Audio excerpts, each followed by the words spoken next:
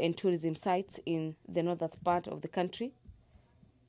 And the statement on underutilization of key heritage, ecological, and tourism sites in the northern Kenya will be handled by the Committee on Tourism and Wildlife. In this statement, the Member of Parliament for North Hall will be seeking to have the committee look into the issues of underutilization of some of the tourism attraction sites in the northern parts of the country.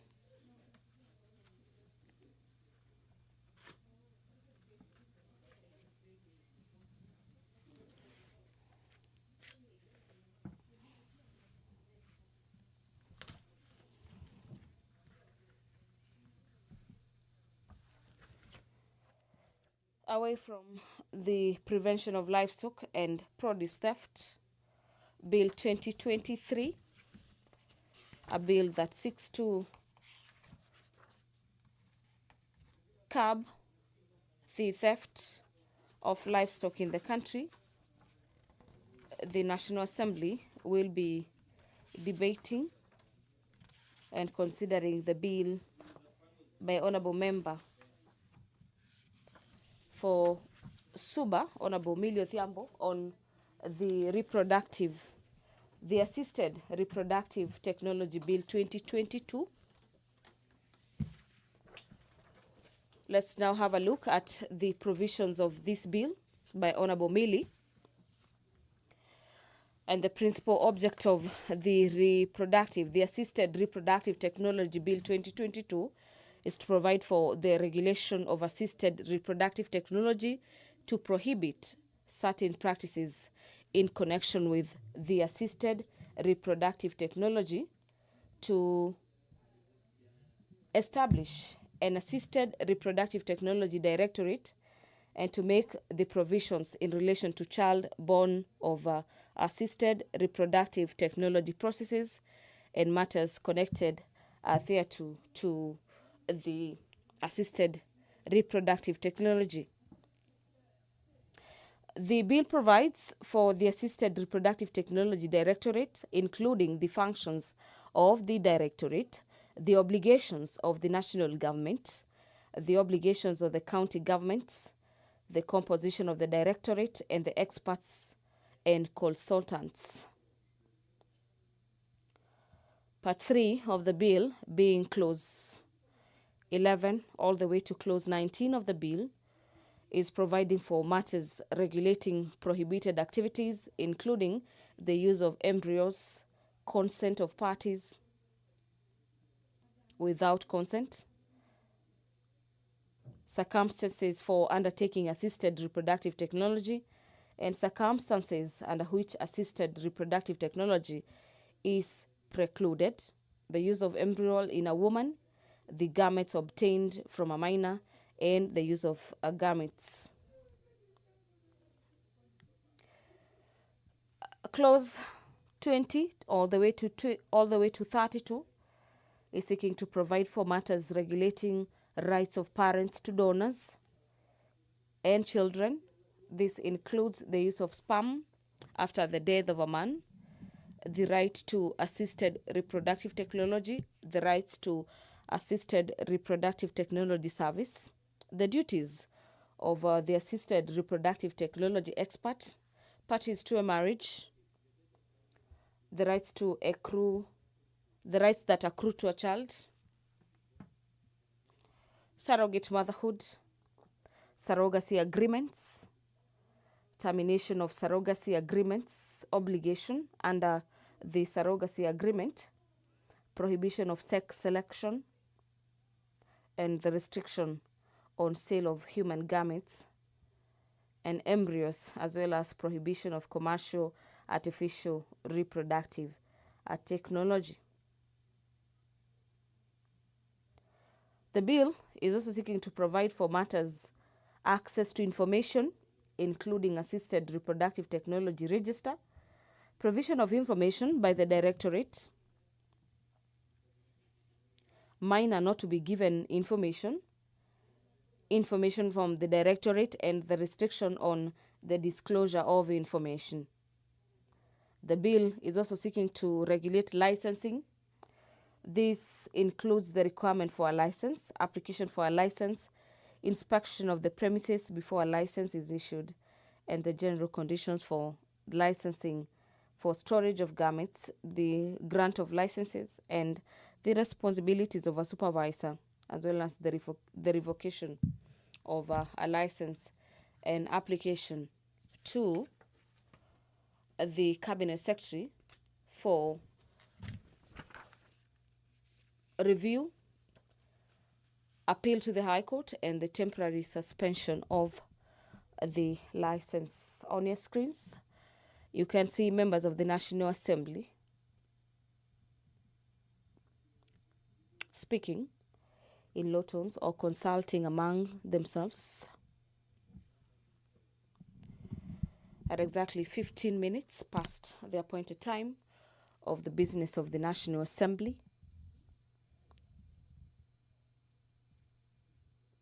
we'll be getting to understand why the business has taken some time to commence. But as we await for the chamber to commence business, the bill that has elicited mixed reactions from members of the National Assembly on the Assisted Reproductive Technology Bill.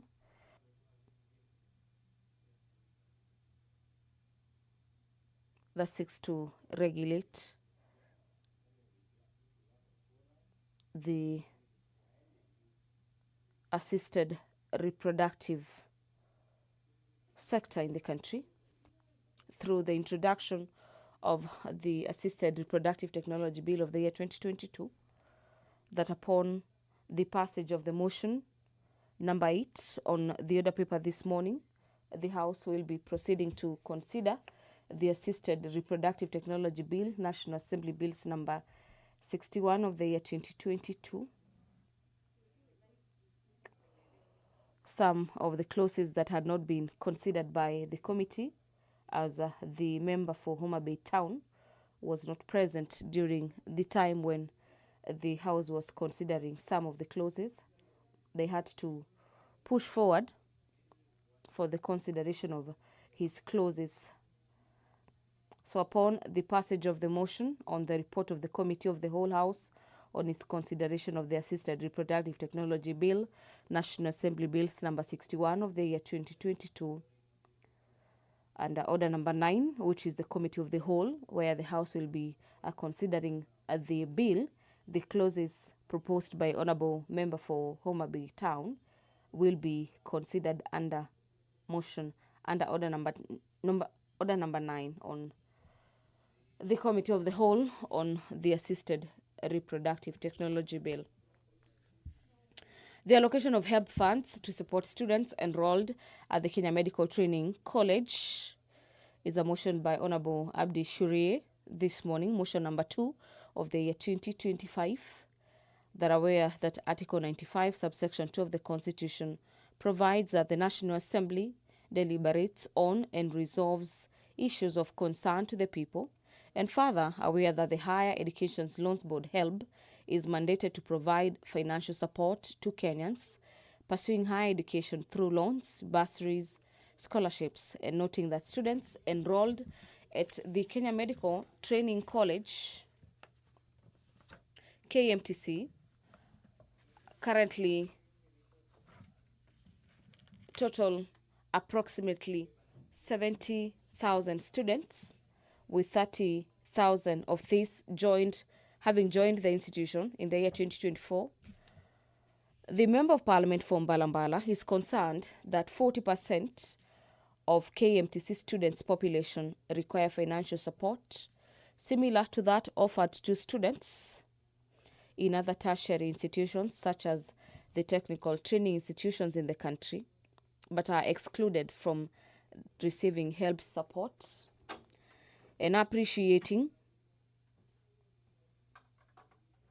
that education funding plays a vital role in enhancing access to education in Kenya and hence boosting the economic growth of the country.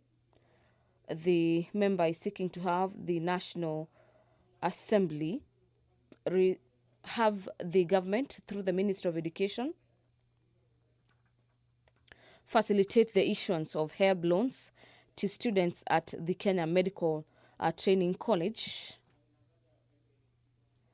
And if no funds are appropriated for the exercise, approval is hereby granted for the National Treasury to release funds amounting to not less than 1.5 billion shillings to the Higher Education Loans Board. This is pursuant to Article 223 of the Constitution for loans to KMTC students, and that such release be regulated through the third supplementary estimates 3 for the financial year 2024-2025. Our dear viewers, Article 223 of the Constitution allows the Treasury as well as the Executive to commit monies for some functions, and after the disbursement of the funds, seek the concurrence of the National Assembly on the same. And so the member of Mbalambala is dwelling his a motion or his request on the allocation of HELB to support KMTC students on Article 223 of the Constitution. The Deputy Speaker of the House, Honorable Gladys Boss, is currently in the House this morning. Allow me to hand over for this live broadcast. Enjoy your viewing.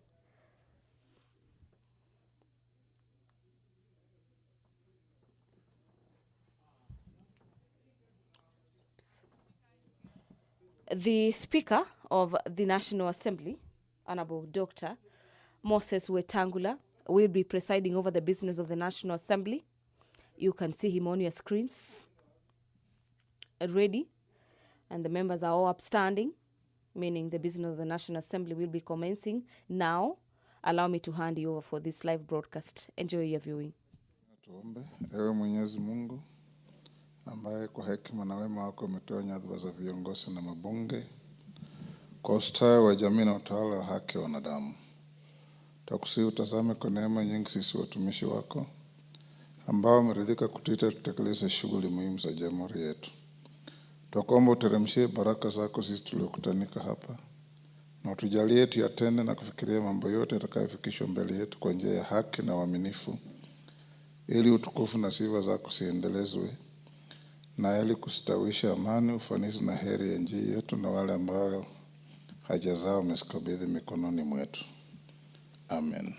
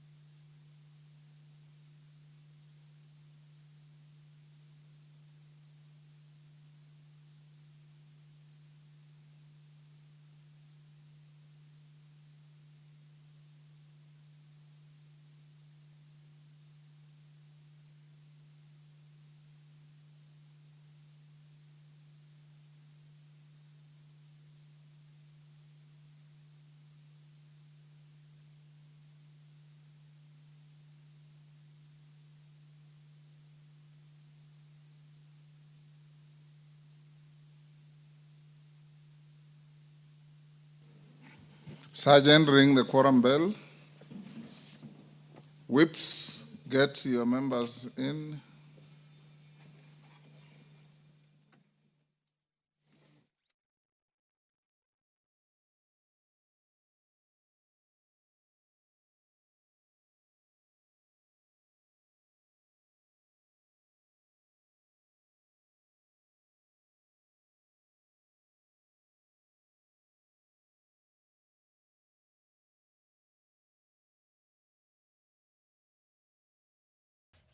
The Speaker of the National Assembly, he is currently presiding over the business of the House this morning. And upon the commencement of business this morning, we have the Quorum bell on ring mode as per the directives by the Speaker. And this directive is coming from the Standing Orders number 34, subsection 1, that guides the House upon the commencement of business on matters quorum. As at this juncture, the House is not properly quorated, and we have that directive by Speaker Moses Wetangula that the Sergeant at Arms ring the quorum bell for 10 minutes for members of the National Assembly within the presence of Parliament to make their way into the chambers this morning.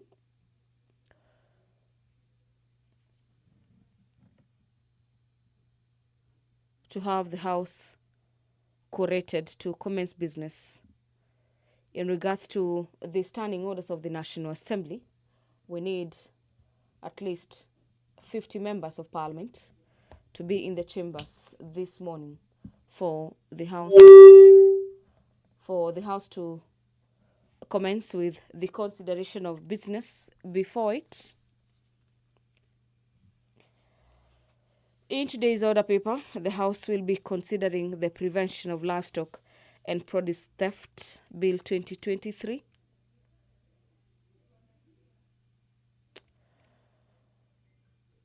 And the Productive and the Prevention of Livestock and Produce Theft is an act of Parliament seeking to provide for a legal framework for the identification of livestock, the movement of livestock, and the prevention of livestock theft, and the regulation of trade of livestock, the return of illegally acquired livestock and firearms, and for the connected purposes.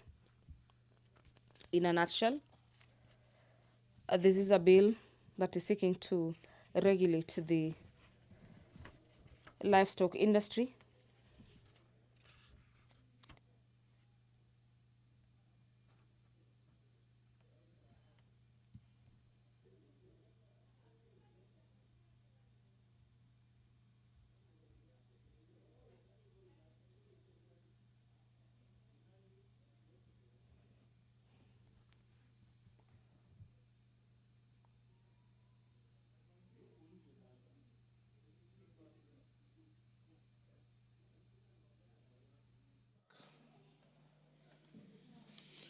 Order number 1, administration of oath. Order number 2, communication from the chair. Order, members. Take your seats, Osoro.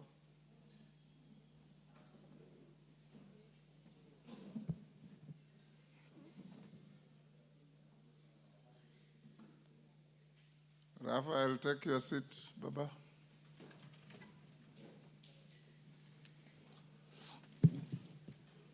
Honorable members, welcome to this morning's sitting. I've just come from ascending to 8 bills passed by this House. Congratulations to all of you who participated. It is the highest number of bills ever ascended together, including private members' bills by Owen Bayer, Roita Obo, Waithaka, and others. That's very good. I'll invoke my authority understanding order number 1 and direct as follows: that the sitting of the House this morning is adjourned. We will have a sitting at 2:30 this afternoon, where the Speaker will give you some important communication. For now, the House stands adjourned, and you will all be upstanding.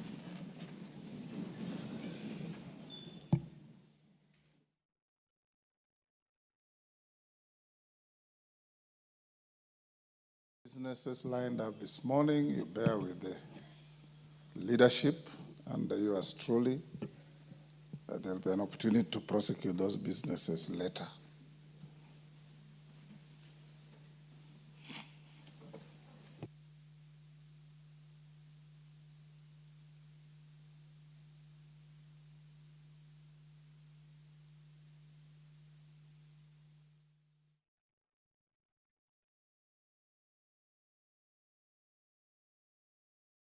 Well, that marks the end of this morning's sitting that has had the Speaker of the National Assembly, Honorable Dr. Moses Wetangula, suspending today's morning sitting at the National Assembly owing to some communications he says he'll be making to members of the National Assembly in the afternoon, when the House will be sitting during this afternoon to consider a number of business before it. And remember, during yesterday's sitting, the leader of the majority party was directed to have the Cabinet Secretary for Education appear before the House to answer to issues of delayed release of capitation funds. We'll be handing you over back to the Broadcasting House for our normal programming, and until 2:30 p.m. when the National Assembly will be resuming its afternoon sitting. Enjoy your viewing and have yourself a great day.